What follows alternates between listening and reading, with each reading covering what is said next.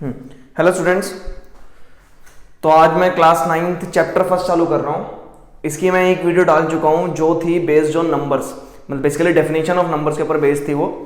Second video आज मैं इसमें डालूंगा। अब इसमें हमने आज क्या पढ़ना है, तो जो नंबर्स के बारे में मैंने आपको प्रॉपर बड़ी बड़ी डेफिनेशन बताई, उन्हीं को छोटा करके मैं चार्ट की फॉर्म में आपको बताऊंगा जो आपका काफ़ी आगे तक यूज़ आएगा। देन एक आपको मैं डायग्राम बनवाऊंगा आपकी एक्सरसाइज 1.1 के अकॉर्डिंग, जिससे आप कुछ क्वेश्चन सॉल्व करने में आपको आसानी होगी और नंबर्स को पहचानने में भी थोड़ा आसानी होगी। स्टार्ट करते हैं। सबसे पहले सबसे बड़े नंबर की बात करते हैं जिसमें हमारे सारे नंबर्स इंक्लूड रहते हैं हमेशा, तो वो है रियल नंबर। रियल नंबर कौन से number? All those numbers which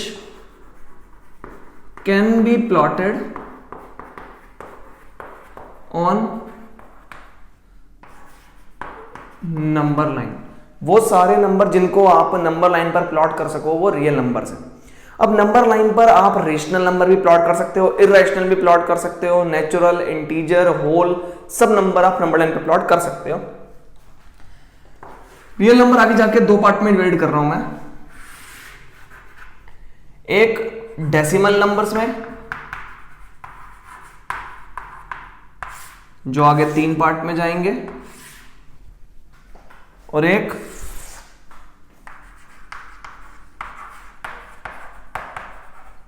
non decimal number. अभी नॉन डेसिमल नंबर्स में कौन कौन आते हैं इसको पहले पढ़ लेते हैं। तो सबसे पहले इसमें हमारे पास आता है नेचुरल नंबर।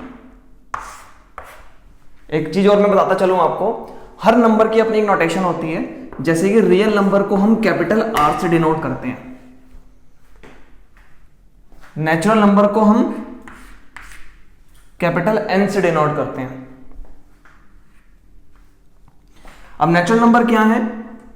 दो 1 2 3 and goes up to infinity. जो 1 से स्टार्ट हो, simply counting numbers 1 2 3 4 5 6 and goes up to infinity, जहां तक ले जाना चाहो आप। अगली कैटेगरी इसमें आती है हमारे पास होल नंबर की। अब ये होल नंबर क्या? तो नेचुरल नंबर में आप 0 को और मिला दो तो वो होल नंबर बन जाएगा। 0 1 2 3 and goes up to infinity. Whole number को हम कैपिटल W से डिनोट करते हैं। इसके बाद हमारे पास आता है इंटीजर।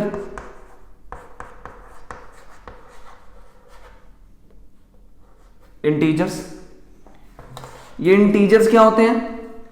तो ऐसे नंबर जो प्लस में भी हैं, जो माइनस में भी हैं, जिसमें 0 भी इंक्लूडेड है, बट ना तो इसमें कोई पॉइंट वाला नंबर, ना ही इसमें कोई फ्रैक्शन वाला नंबर। तो बेसिकली इसको मैं लिख देता हूं माइनस इंफिनिटी से -, आते आते -3 -2 -1 0 1 2 3 and goes up to infinity. ठीक है ना, मतलब पीछे आप कितनी मर्जी पीछे से आते जाओ और कितनी मर्जी आगे तक जाते जाओ। ठीक है ना। इंटीजर का आगे 3 पार्ट में डिवीजन किया हुआ है। एक आपका positive integer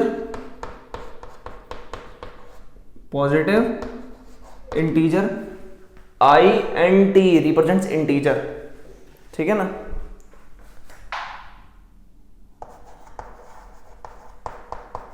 zero integer and negative integer. Positive integers क्या? तो पॉजिटिव इंटीजर जो स्टार्ट हो हमारे 1 से and goes up to infinity, 1 2 3 4 and goes up to infinity. Basically positive integer ये जिसको हम Z प्लस से, इंटीजर्स को हम Z से डिनोट करते हैं, पॉजिटिव इंटीजर को Z प्लस से डिनोट करते हैं। बट जो हमारे ये पॉजिटिव इंटीजर है ये और कुछ नहीं, ये हमारा नेचुरल नंबर ही कहलाता है। ठीक है ना।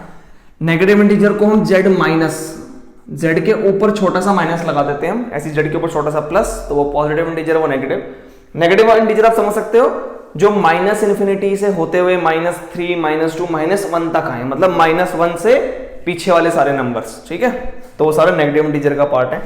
जीरो इंटीजर में क्या आता है, सिर्फ जीरो इंटीजर का पार्ट है। जो ये जीरो है ये खुद जीरो इंटीजर का पार्ट है। तो बेसिकली इंटीजर्स की कैटेगरी को तीन पार्ट में बांट दिया हमने। पहली कैटेगरी बटी है ये वाली माइनस इनफिनिटी से -3 -2 -1 जो कि नेगेटिव इंटीजर है। दूसरी कैटेगरी ये खुद जीरो इंटीजर। तीसरी कैटेगरी ये वाली 1 2 3 and goes up to infinity.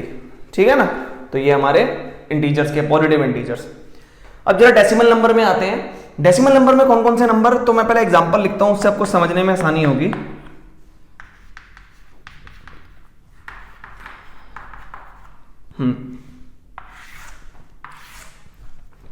पहले मैं एग्जांपल लेता हूं यहां पे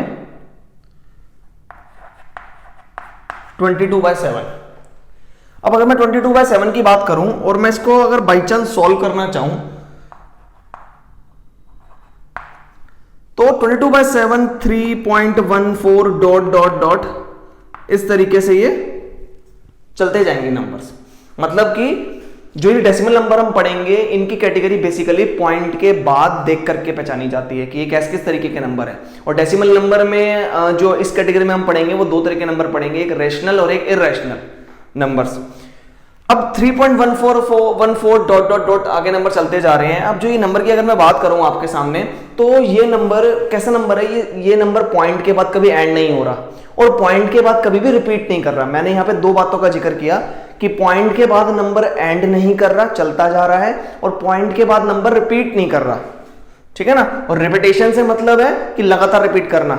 ठीक है, कि जो जैसे कि अगर पॉइंट के बाद मान लो 36 आ रहा है तो 36 लगातार आता जाना चाहिए, तो उसको रिपीटेशन कहलाती है। तो क्योंकि ये पॉइंट के बाद ना तो एंड हो रहा ना ही रिपीट कर रहा, तो ये कैसे नंबर है, ये नॉन टर्मिनेटिंग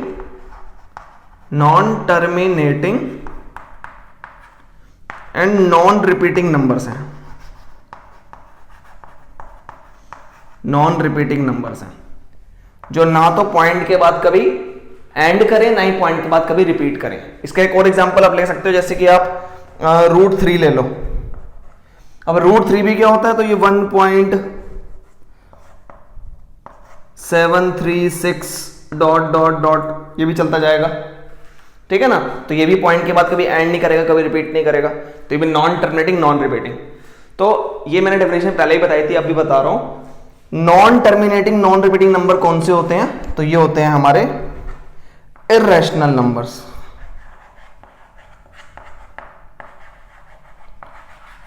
इररेशनल नंबर, और इररेशनल नंबर को हम या तो टी से डिनोट कर सकते हैं या फिर आई से डिनोट कर सकते हैं। इररेशनल नंबर को, इंटीजर को आई से नहीं करते, इंटीजर को जेड से करते हैं, याद रखना ये। दूसरी कैटेगरी, एक और एग्जांपल लेता हूं मैं दूसरी कैटेगरी का। मान लो मैंने 1/3 लिया। अब अगर मैं 1/3 को बाई चांस सॉल्व करने की कोशिश करूं तो ये 0.333 डॉट डॉट डॉट चलता रहेगा ऐसे आगे। मतलब बेसिकली ये नंबर पॉइंट के बाद एंड नहीं करेगा बट रिपीट करता है, रिपीट करता जाएगा। और इसकी रिपीटेशन को हम ऐसे दिखाते हैं 0.3 बार। जौन सा नंबर रिपीट कर रहा होता खाली उसके ऊपर बार लगा दो।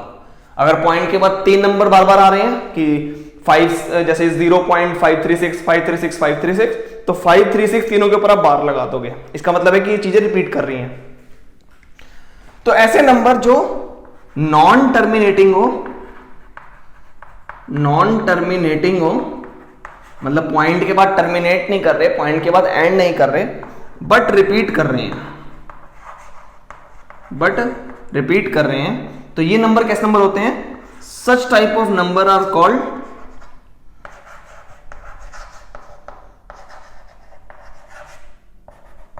रैशनल नंबर, जिसको हम Q से डिनोट करते हैं।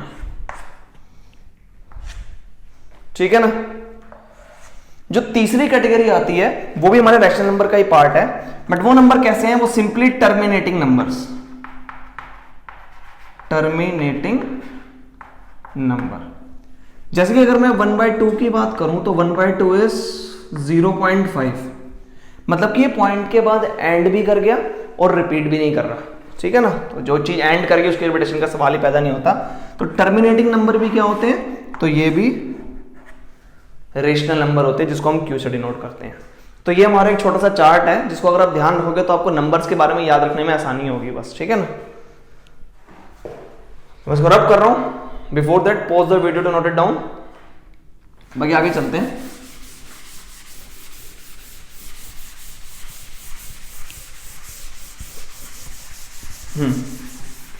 अब जरा एक्सरसाइज 1.1 पे आते हैं और उससे पहले बस एक छोटी चीज और देख लो।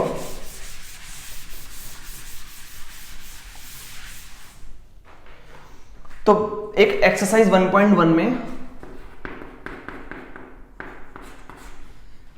क्वेश्चन नंबर 4 है जो बेसिकली ट्रू फॉल्स पे बेस्ड है, और ऐसे ही आपका एग्जाम्पल नंबर 1 भी है इसी चैप्टर का। इन दोनों में आपसे पूछते हैं कि कौन से नंबर किस में इंक्लूड करते हैं, ठीक है ना। तो इसको बताने का बहुत आसान तरीका एक मेरे पास है। जैसे कि एक छोटा सा चार्ट देख लो बस, कि सबसे छोटे नंबर कौन से होते हैं जो सब में इंक्लूड होता है, वो है नेचुरल नंबर। उससे बड़ी कैटेगरी आती है होल नंबर की, उससे बड़ी कैटेगरी इंटीजर की, उससे बड़ी कैटेगरी रेशनल या इर्रेशनल की। रेशनल या इर्रेशनल की, रेशनल इर्रेशनल दोनों सेम कैटेगरी के नंबर्स होते हैं। इनको मैंने एक बॉक्स में इसलिए रखा क्योंकि जो रेशनल है वो इर्रेशनल नहीं है और जो इर्रेशनल है वो रेशनल नहीं है। बाकी धीरे धीरे इस बारे में आप जानोगे आगे जाकर के कि अगर आपके सामने बाई चांस कोई दो रेशनल नंबर लिख दे, से 0.5 एंड 0.6, ये आपकी मे बी 3rd या 4th एक्सरसाइज के अंदर क्वेश्चन भी है इस पे बेस्ड, तो वो कहेंगे इन दोनों के बीच में आप इर्रेशनल नंबर फाइंड करो। तो आप अगर चाहो तो इन दोनों के बीच में infinite number of irrational find कर सकते हो। और अगर यही कोई आपको दो इर्रेशनल नंबर दे दे और कहे कि इसमें रैशनल फाइंड करो, तो इन दोनों में भी आप infinite number of rationals find कर सकते हो। ये दोनों तरीके के हम सॉल्व करना भी सीखेंगे धीरे धीरे, ठीक है ना। रैशनल फाइंड करने वाला तरीका तो आपकी फर्स्ट 1.1 में ही है, बट इर्रेशनल फाइंड करने वाला तरीका थोड़ा सा आगे जाके आपको या आपके आगे आएगा, ठीक है ना। तो बेसिकली रेशनल इर्रेशनल दोनों सेम कैटेगरी के नंबर थे, इसलिए मैंने इनको सेम जगह पे रखा है, ठीक है। इसके बाद जो हमारे पास आता है अगला, वो हमारे रियल नंबर, सबसे बड़े नंबर। और इनसे भी ऊपर एक नंबर होते हैं जो आप क्लास 11th में जाके पढ़ोगे, वो होते हैं कॉम्प्लेक्स नंबर। सी रिप्रेजेंट्स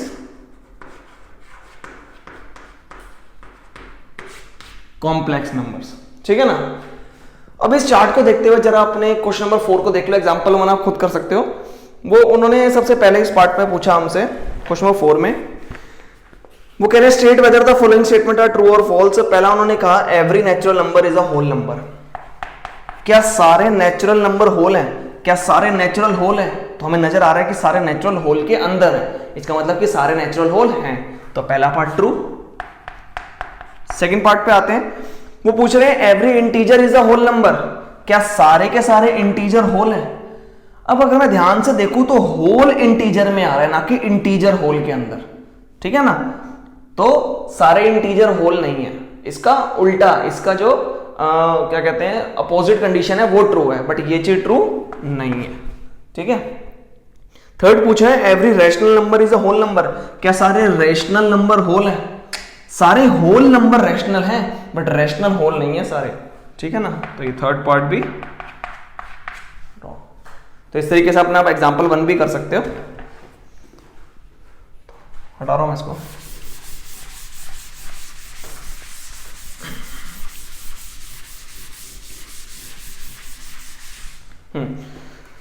अब जरा आपके एग्जाम्पल नंबर 2 पे आते हैं।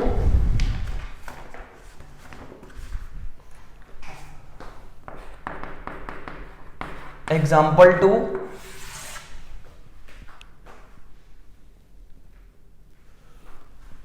वन 1.1 का क्वेश्चन नंबर 2,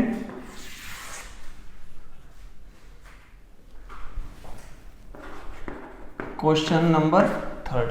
तो तीनों क्वेश्चन मैं साथ में कराता हूं। तीनों कॉन्सेप्ट सेम है। तीनों की केस में जैसे कि एग्जांपल 2 में बोला गया find 5 rational number between 1 and 2। यहां पे 1 and 2 दिया गया है, यहां पे आपको 3 and 4 दिया गया है, और क्वेश्चन नंबर 3 में आपको 3/5 and 4/5 दिया हुआ है,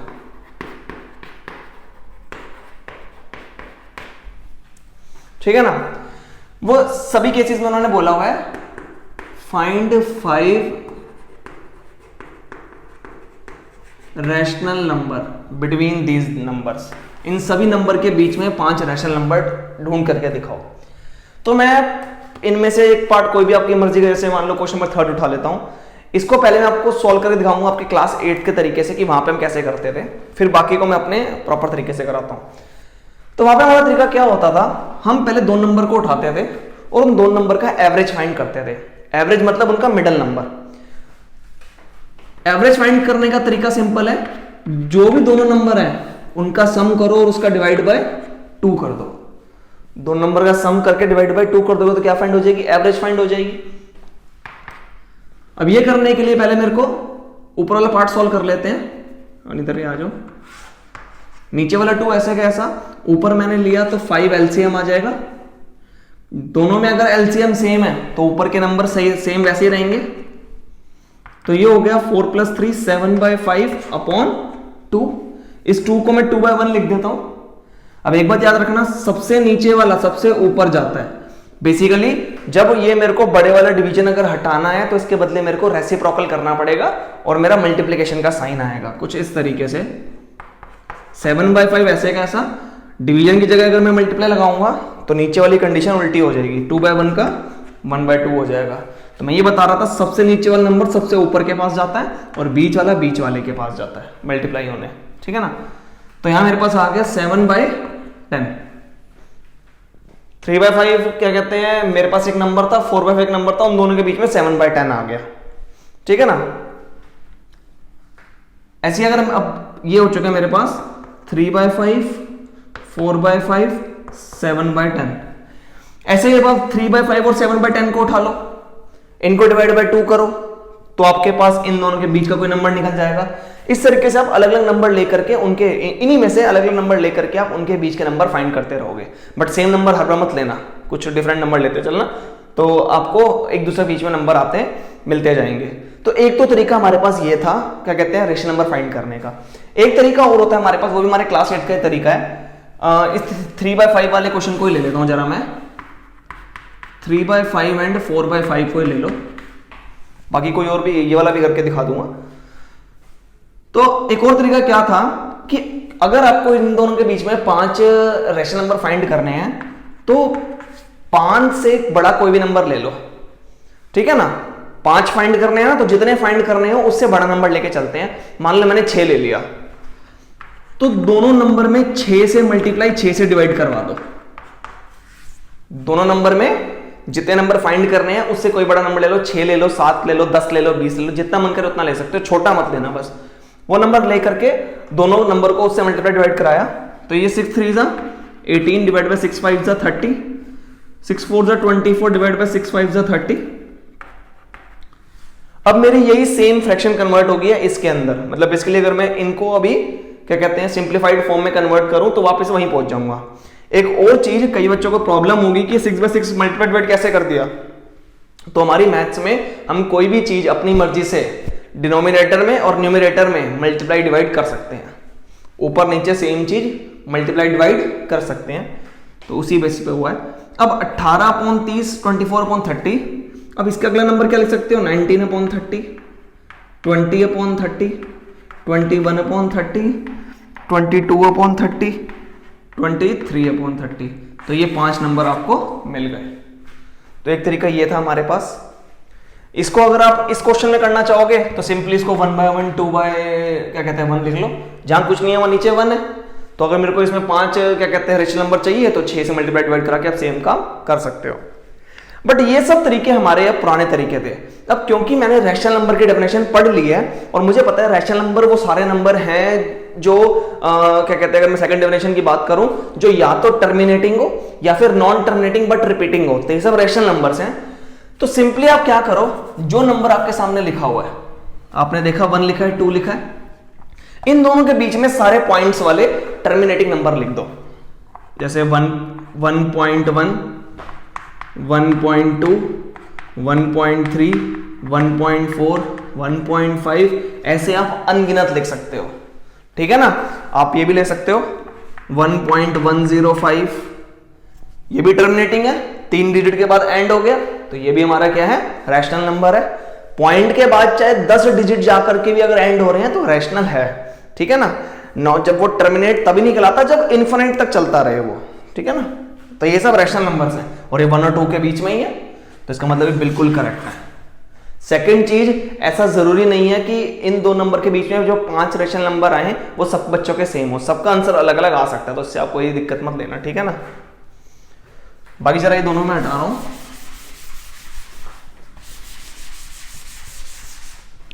ऐसे अगर मैं इसके अंदर चाहता, ये लिखा 3, ये लिखा 4, 3.1, 3.2, 3.3, 3.4,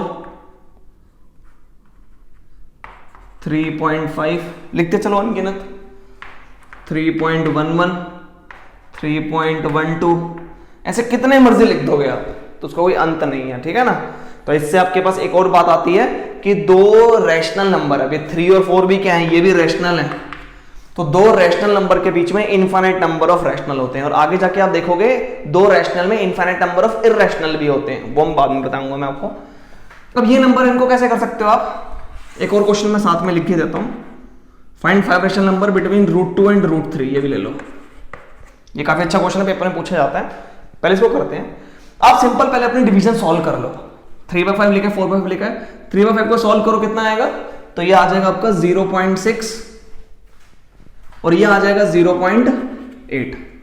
अब 0.6 0.8 में कोई भी एक नंबर उठा लो, आपने ले लिया 0.61, शुरू हो जाओ, 0.62, 0.63, 0.64, इस तरीके से आप 0.71, 0.72 अनगिनत लिख सकते हो, कोई अंत नहीं है इसका, ठीक है ना।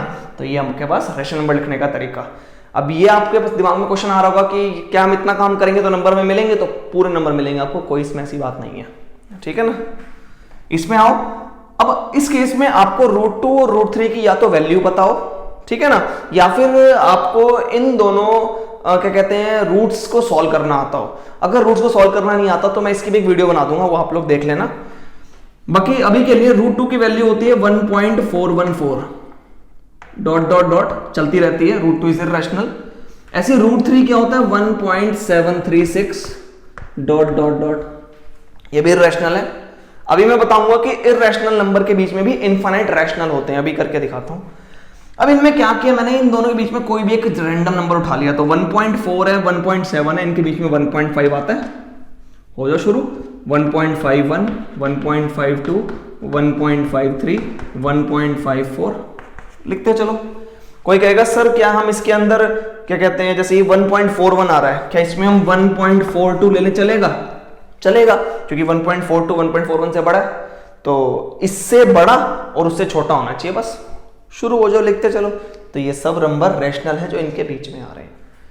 तो ये आपके 1.1 का बिल्कुल बेसिक तरीके से सारा रैशनल नंबर फाइंड करने का तरीका, नंबर्स के बारे में अच्छे से बता दिया मैंने आपको। फिर भी अगर कोई प्रॉब्लम आती है तो आप लोग मेरे को मेरे पर्सनल नंबर पे व्हाट्सएप कर सकते हो, वो पूछने के लिए 9953113390, तो मैं आपकी वो प्रॉब्लम भी सॉल्व कर दूंगा। बाकी एक आखिरी चीज, क्वेश्चन नंबर 1 बचता है एक्सरसाइज 1.1 में।